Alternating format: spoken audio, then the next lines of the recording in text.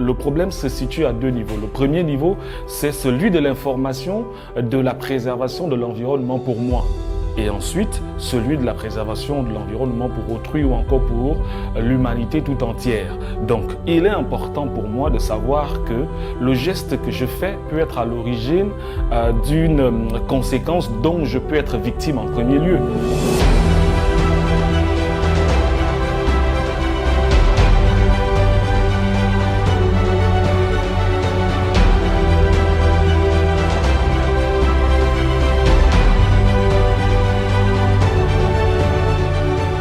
Bonjour et merci de me recevoir sur les antennes de Média 241 et c'est un réel plaisir. Alors concernant justement les enjeux de ce grand forum qui s'organise, qui a sa énième édition et surtout qu'il est organisé au niveau du Gabon, donc c'est le One Forest Summit qui aura lieu du 1er au 2 mars 2023.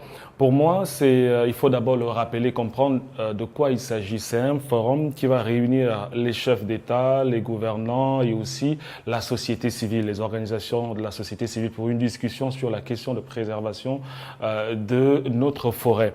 Le Gabon, faisant partie des 3 plus grandes forêts au monde, notamment la 2e plus grande forêt qui est le bassin du Congo, ce qui signifie qu'on est d'une importance plus que capitale. Non seulement parce que la forêt permet de lutter activement contre les changements climatiques, donc c'est l'une des solutions mises sur pied à travers le monde. Donc le fait de la préserver, c'est lutter activement contre les changements climatiques. Le deuxième point qui est important pour nous qui sommes nés au village, on se retrouve très rapidement parce qu'on sait que la forêt, on a toujours vécu de la chasse, de la pêche et autres. Donc plus on détruit la forêt, plus on a moins de possibilités de retrouver justement le gibier qui puisse nous permettre de manger chaque jour sans pourtant se battre pour avoir de l'argent. Vous voyez très bien les enjeux. Donc là, il y a un double enjeu. Le premier est celui de lutter contre les changements climatiques par rapport au monde entier où tout le monde se retrouve, donc que ce soit le Gabon ou encore les gens de l'extérieur, car l'environnement n'a pas de frontières. Le deuxième enjeu que l'on peut voir automatiquement qui est celui des populations villageoises, celui des populations autochtones qui doivent en bénéficier, bien évidemment.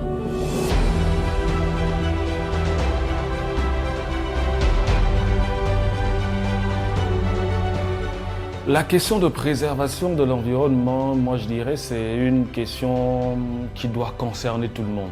Sauf que le gros problème qui s'oppose généralement, c'est qu'il est difficile de dire à une personne lutte contre les changements climatiques, il faudrait que tu préserves l'environnement, parce qu'on a souvent l'impression que préserver l'environnement, c'est pour les gouvernants, c'est pour les entreprises, les industries, etc. ou encore c'est pour les autres, alors que nous-mêmes, nous sommes concernés réellement. Donc le problème se situe à deux niveaux. Le premier niveau, c'est celui de l'information, de la préservation de l'environnement pour moi. Et ensuite, celui de la préservation de l'environnement pour autrui ou encore pour l'humanité tout entière. Donc, il est important pour moi de savoir que le geste que je fais peut être à l'origine d'une conséquence dont je peux être victime en premier lieu. Mais quelles sont les origines de ces différentes maladies ou ces petits ou grands problèmes environnementaux? Ça peut être notre comportement parce qu'on a jeté, par exemple, un déchet par terre, l'autre a fait le même geste. Essayez d'imaginer que 1000 personnes jettent chacune un déchet par terre et qu'on se retrouve avec 1000 déchets. Après une grande pluie, ces déchets se retrouvent dans un caniveau qui vont le boucler, le bloquer, et quand il y a encore une grande pluie, l'eau a du mal à circuler. En fin de compte, ça remonte, ça nous retrouve et on est dans l'inondation. Vous voyez comment, à travers notre geste, nous-mêmes, on peut être à l'origine, par exemple, des inondations dont nous sommes victimes en premier lieu. Donc, si on nous informe réellement qu'il faudrait éviter de faire telle ou telle chose parce que ça peut vous causer vous-même des problèmes environnementaux dont vous serez en premier lieu des victimes, on va changer les comportements. Vous voyez à partir de cet instant qu'il est important qu'on sensibilise, qu'on invoque, qu'on donne plus d'informations aux différentes personnes et aux différents niveaux par rapport à la question de préservation de l'environnement.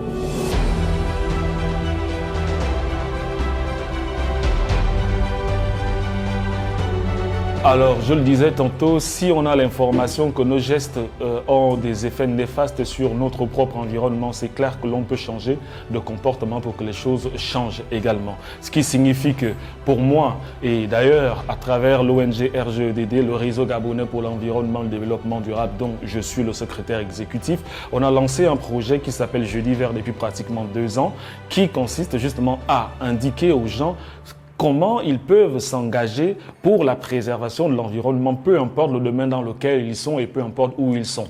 C'est-à-dire, si vous êtes dans un bureau, un jeudi, vous avez la possibilité de vous engager, par exemple, de nettoyer votre boîte mail parce que ça détruit l'environnement. Comment? On a la possibilité de mieux vous expliquer à travers nos réseaux. Vous avez la possibilité de dire, moi, mon jeudi, je vais plus jamais jeter ou encore je vais faire un jeudi sans utilisation du sachet plastique à usage unique. Vous vous engagez déjà pour la préservation de l'environnement parce que ce sont ces mêmes déchets que vous utilisez, que l'on retrouve partout, qui polluent et qui se retrouvent en train de boucher les caniveaux ou encore même au niveau de la mer en train de tuer les espèces marines qui sont importantes pour l'homme et pour l'humanité. Donc nous avons plusieurs gestes que nous pouvons faire pour l'environnement, peu importe là où nous sommes et peu importe ce que nous faisons.